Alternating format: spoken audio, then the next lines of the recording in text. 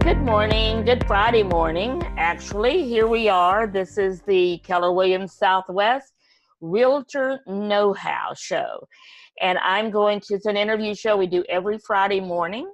I'm going to turn it over to my co-host for this month, Susan Garczynski, and she's going to tell you what we're doing here. Hello, everyone. I am Susan. I'm an agent with Keller Williams Southwest, along with Harry Capers, who is going to help us with some technical assistance today. And proud to have our guest speaker. I'm going to blow this one, right? Linda Simmons. I don't know why I'm flubbing at this point, with AMCAP. And I'm going to turn it over to Linda in just a minute. But welcome, Linda. She is one of our favorite loan officers that helps us with hundreds of loans for our clients. But I do want to apologize first to everybody. We ran into a little bit of a technical difficulty this morning, unable for whatever reason to connect Zoom to Facebook. So this is pre-recorded today, but we hope in the future that we can always bring the real estate know-how to you live. Anyway, for starters, I asked Linda to join us today because there are so many different areas to applying for a mortgage loan, understanding about loans, and issues that people run into when they're ready to buy a house. And one of the first steps that I do as a realtor when I have a buyer that is interested in looking at buying a home, first step is let's talk to a loan officer, because there is a variety of loans out there. There is some simple mistakes that sometimes buyers make that they don't even realize that can prevent them from getting a loan approved. So anyway, Linda, with that, I'd like to turn it over to you.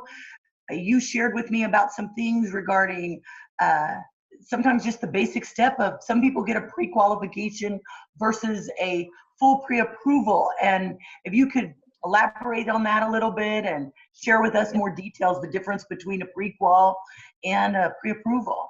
Yeah, sure. Thanks for having me. Happy Friday, everybody. I wanted to, thanks.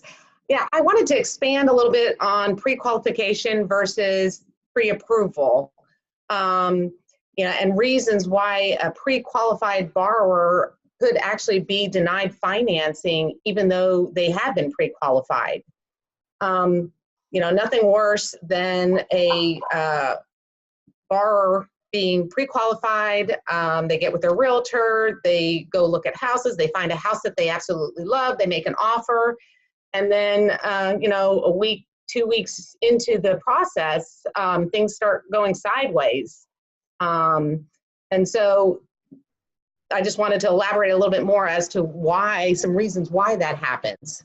In the loan process, regardless of whether you're using a bank, a credit union, whatever lender that you're using, we all start the process the same way, where we actually pre-qualify the client. Usually it's verbally, they call us up, or we do it online via an online application. We get some basic information, their income, assets. We get permission to run their credit. We do all that, and then we look at things. The credit's good, the income's good, they have money for a down payment, and we spit out this pre-qualification letter,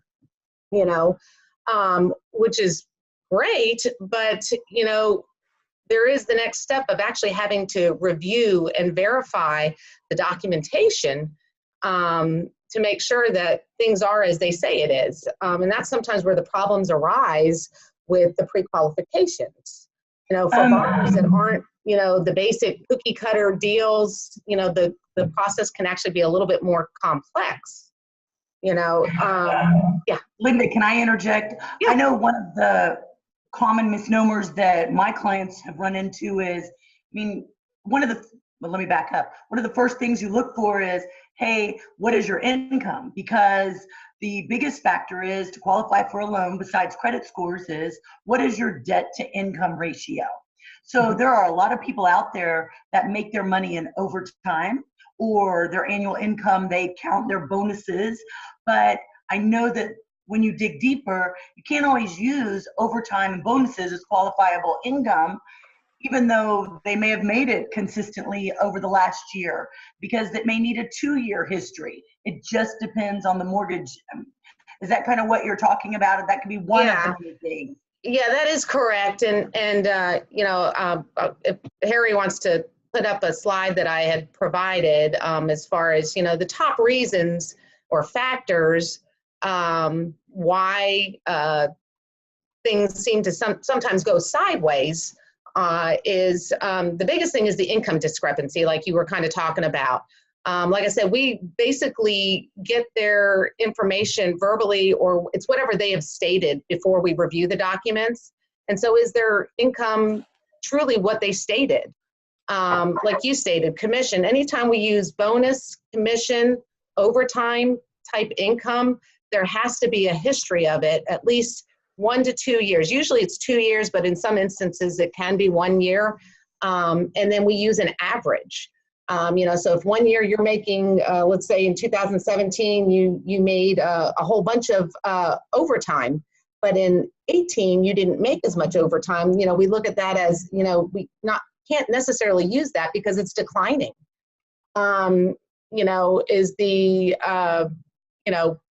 child support is a big thing. People, claim their child support, which we can, if it is documentable, and if there is going to be at least a 3-year continuance of it. So if you have a 15-year-old child that you're receiving child support on, we're not going to be able to use that child support because within 3 years, that's going to go away. So those were kind of, that's the biggest thing, is the income discrepancies. Another instance is the change of employment. Were you working as a waiter in a restaurant, and then now you are, I don't know, let's say you're working at a doctor's office, as a receptionist. We might not necessarily be able to qualify somebody until they have at least 6 months in that field. Gaps of employment, that's another big thing. If, people have, unexplainable reasons why there's been gaps of employment. Have you gone from full-time to part-time, or W-2 to 1099? That's a big thing. Some people, they're working W-2, they've been working for years as an engineer or something like that. And then they decide to go to 1099 as contractor because they're going to be making more money. Well, we can't use that 1099 income until they have at least 1 to 2 years history of that. Right. And the last little thing that, is usually kind of, hampers some things is, additional debts. If you, let's say, a lot of times we don't know, even on the loan application, there's a spot where people, indicate whether they pay child support or not, or alimony, but they don't always indicate it on the loan application. They just check mark no. Well, then we get the pay stubs and we start looking at things and we're like, hey, wait a second, you pay child support. And that can really, cause an issue. Same with 401k loans. There's lots of people that get 401k loans and they don't indicate that until, like I said, we dive into the file a little bit more. And that's why it's so important that even though you get pre-qualified, that the lender should be reviewing the documentation too. I'll issue a pre-qualification letter, but I truly want to see their income documentation. And a lot of times I tell them that I won't issue the pre-qualification letter without reviewing at least their income documents. But I think that's important because, oh my gosh, you're doing them a disservice if you don't. Yeah. And what person, you don't want to get someone's hopes up if it's not reality.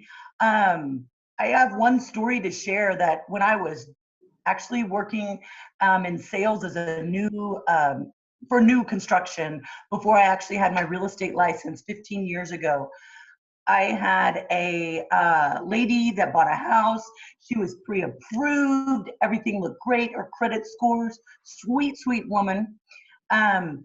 She had raised all of her kids. They were grown and gone, and now it was her time. She was buying a house for her. I was so excited. And everything looked great. But the day before closing, the lender ran her credit again, and unfortunately, it didn't affect the debt to income. She was a co-signer on her daughter's student loan, and the daughter made a late pay, and her mother wasn't able to get the house. Like, that broke my heart. And it was out of the lady's control, but like, a lender has the right to run the credit again, right? That's why you say don't. Well, what we do, all lenders, we do what it's called a credit review, and we usually do it within, it can be anywhere from 5 to 10 days prior to closing. Sometimes it can even be the day of closing. They don't necessarily run their credit again, but they do a review, and they get an update from the bureaus to see if any accounts have been charged up, any new accounts. I can't tell you, I don't want to say I have a lot of people, but I've had clients that have actually went out and bought a car, or even sometimes it's buying a new refrigerator and a washer and dryer for your house. You're all excited. You're buying this new house. And when debt to income ratios are really tight, something like that can just throw everything out of whack. So I mean, that's why it's real important. And that's why we at AMCAP, we actually most lenders issue just a pre-qualification letter. We actually issue an actual pre-approval letter. What did I say? Pre-qualification letter. We issue an actual pre-approval letter where whenever somebody does an online application with us, it actually within, even though I might send out a pre-qualification letter, that file actually goes to our underwriting department, and it is underwritten even before a house has been picked up. It's done as a to be TBD type property, just to ensure that nothing's going to, that's why an underwriter is looking at the file, making sure that everything is as it is, and that way we don't have these issues. I mean, we can't control an additional debt that something pops up if somebody buys a new car or something like that when it gets close to the closing time. But we can, ensure that there's not going to be any problems with the income discrepancy or the change of employment and those kind of things, that it meets all the guidelines that are necessary. And Linda, I have a question. So do you, as far as like I'm not an agent, but I am a home buyer. So would that be something you would tell me? Like, I wouldn't have thought of that if I hadn't heard you today. But so is that something you tell the buyers, don't make any big purchases between now and the closure, or it could affect, the loan or whatever? Yes, it is something that and it's actually done throughout the whole process. When I first start speaking with a client, I actually send out a do's and don'ts list. And that's a big don't, is do not make any purchases. And it's actually, they are reminded probably at least 3 times throughout the whole process. I send it out to them and talk to them about it. Then my transaction coordinator, she sends it out to them and reminds them of the do's and don'ts, and then my processor does. So it's, they are advised not to do the certain things that they should and should not do. So yes, great.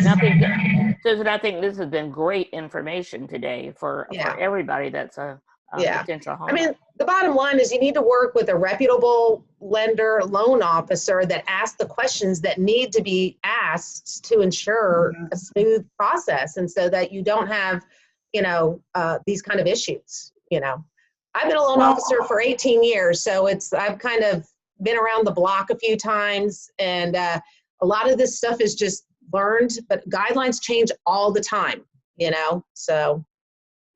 Well, and one of the things that I commend Linda for, and she has a lot of work ethics like myself, is when someone, you get people that, oh, you're a real estate agent, or, oh, you're a lender. I'm probably going to sell my house in 2 or 3 years, or I'm going to buy a house in 2 or 3 years. I'm saving my money. And I'm like, well, let me talk to you today.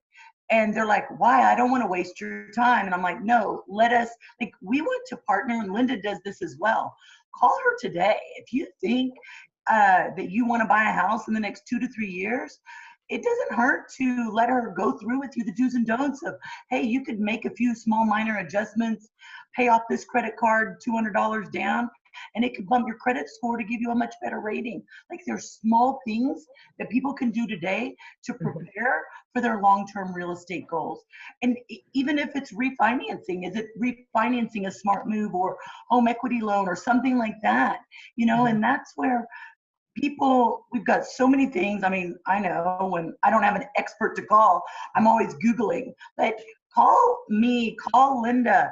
Linda could send you the do's and don't list today. And we'll make sure before we wrap this up that we give Linda's contact information. But thankful for social media and Sandy for pulling together this broadcast to enable us to provide additional important information to consumers out there. Absolutely. I think this has been very valuable, as have all the other interviews that you've done, Susan and Harry, just to bring more awareness to this whole process and the value of having someone like you, Susan and Harry, there to, like step by step kind of show us the way. Otherwise, you could make some serious start over kind of mistakes that could keep you from even, potentially buying at this time. So this has been great. Thank you. Oh, great. Hey, Harry, do you have a contact information for Linda, or should we just direct them to Facebook to reach out to Linda? He has it. There it comes. Of course he has it. There's Yay! our Linda Simmons, loan originator. That sounds so important, Linda. Yes. Loan originator. I So am that's important. I know. Believe me, I know. So and they can reach us through Facebook. They can contact me for Linda's information. We could give her her email address, and I'll even post it on our Facebook page when we're done, so that everybody has Linda's email address as well. Wonderful. That's great. So, Susan, any last information you want to share on today's interview? No, just my apologies, everybody, that this ended up being pre-recorded versus Facebook Live. We will see what we can do to bring this back to you every week, real time. It's always more fun that way. But anyway, I way appreciate everybody's time. Linda, especially, thank you. I know we could go on, and we hope to have you back before year end and ask you some more really pertinent questions. This was a great question today. So thank you, Susan, for that. And again, we'll be back live next Friday with Susan and Harry and their guests for that week. And Susan, it'll be a surprise guest. We have a surprise for you. It's a surprise to us too. Our the co-host for April will be Linda Day, and her charity will be East Fort Bend Human Needs Ministries. Yes. And she'll be sharing with them. Our charity for this month is the First Colony Dream League. First Colony Dream League. Yeah. And so we had Bruce on last week, and that was awesome. So thank you, Linda, for being our guest today. Well, thank you for having me. Y'all have a great weekend. Thanks, Linda. Bye. Bye-bye. Bye, y'all.